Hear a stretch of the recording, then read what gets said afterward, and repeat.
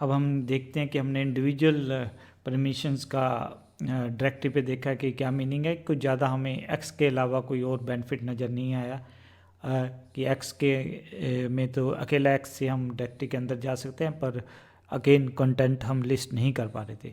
अब हम combination of permissions देखेंगे कि कम्बिनेशन ऑफ जो परमिशन है कि अगर इकट्ठी परमिशन देते हैं तो उसका क्या मीनिंग है। तो हम सबसे पहले क्या करते हैं, रीड राइट परमिशंस डायरेक्टिव पे दे के देखते हैं। तो रीड राइट देने के लिए हम क्या कर देते हैं, चेंज मोड 600 टेस्ट। तो ये इससे क्या हो जाएगा, हमारे जो डायरेक्टिव पे रीड और राइट परमिशन इनेबल हो जाएगी, लागू हो जाएगी। तो उसके बाद क्या है, टेस्ट कर लेंगे ls-ld से कि भी परमिशंस वाकई रीड राइट वाली होगी या नहीं होगी। तो उसके बाद वही 3 ऑपरेशंस परफॉर्म करके देखेंगे ls-l टेस्ट। तो हम देखेंगे कि हम डायरेक्टिव के कंटेंट लिस्ट नहीं कर पा रहे हैं। फिर cd टेस्ट के अंदर जाने की कोशिश करेंगे, हम देखेंगे डायरेक्टिव के अंदर भी नहीं जा रहे भी। फिर हम फाइल क्रिएट करने की कोशिश करेंगे, हम देखेंगे कि फाइल भी नहीं क्रिएट करने दे रहा। इसका मीनिंग क्या हो गया, RWV दोनों परमिशन इकट्ठी दी हुई यूजलेस है।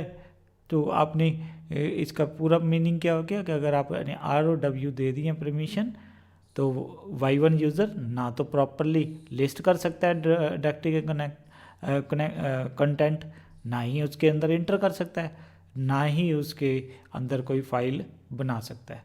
तो ये हम देखेंगे। फिर अब हम क्या कर देते हैं, परमिशंस जो है रीड और एग्जीक्यूट कर देंगे डायरेक्टिव पे।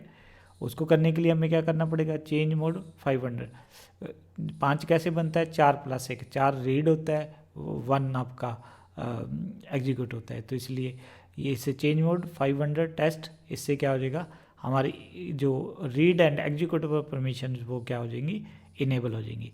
ls-ld टेस्ट से देख लेंगे कि रीड और एग्जीक्यूटिंग परमिशंस हैं या नहीं है। अब हम क्या करेंगे, ls-l टेस्ट करके देखेंगे, हम देखेंगे कि भी लिस्ट कर पा रहे हैं कंटेंट। फिर cd टेस्ट करके देखेंगे, अंदर वो भी जाने दे रहा है। बस इसके अंदर जब फाइल क्रिएट करने देंगे वो नहीं करना। इसका मीनिंग R और X का कम्बिनेशन बहुत ही ज़बरदस्त है और ज़्यादातर हम यही यूज़ करेंगे, क्योंकि हमें ज़्यादातर क्या करना होता है, डायरेक्टिव के कंटेंट लिस्ट करने होते हैं और उसके अंदर जाना होता है। तो ये दोनों काम किससे हो जाते हैं, आपके R और X। तो हमेशा ध्यान रखना, इसको आपने अपने दिमाग में बिठा लेना है कि किसी डायरेक्टिव के अंदर जाने के लिए और उसके कंटेंट लिस्ट करने के लिए कम से कम आपके पास RX परमिशन होनी चाहिए, और ज़्यादातर हम RX ही देते हैं। अगर आपका मन है कि उसके अंदर कोई फाइलें भी बना सके, तब हमारे पास क्या होनी चाहिए, और भी परमिशन होनी चाहिए। जनरली हम जो ठीक है, जो खुद यूज़र है वो तो अपने आप को दे सकता है, पर अदर यूज़र के लिए हम जनरली जो है सारी परमिशन नहीं देते होते हैं, जनरली हम R और X ही देते हैं। तो प्लीज़ ध्यान रखना है कि कम्बिनेशन ऑफ परमिशन वो बहुत ही इम्पॉर्टेंट है। इसका मीनिंग आपने इसको कहीं पे नोट करके रख लेना है कि भाई अगर आपने डायरेक्टिव के अंदर इंटर करना है और उसके कंटेंट लिस्ट करने हैं, तो आपके पास जो कम्बिनेशन ऑफ परमिशन होना चाहिए वो क्या होना चाहिए, RX होना चाहिए। तब हम कंडेंस करके अगर बोलें तो RX से आप लिस्ट कर सकते हो कंटेंट डायरेक्टिव के, एंटर भी कर सकते हो, बस उसके अंदर राइट नहीं कर पाओगे। तो अब हम लास्ट में क्या देखते हैं कि तीनों परमिशन कर देते हैं, रीड राइट और एग्जीक्यूटिव परमिशन चेंज कर देते हैं। अब रीड 4 के बराबर होता है, राइट 2 के बराबर, एग्जीक्यूट 1। तो हम चेंज मोड 7 जब लिख देंगे तो ये तीनों परमिशंस हमारी सेट कर देगा। इसको हम चेंज मोड को एग्जैक्ट क्या ऑप्शंस हैं, क्या मीनिंग है उसका एक सेपरेट वीडियो बनाएंगे कि इस पूरे कमांड का ये चेंज 700 का एग्जैक्ट मीनिंग है।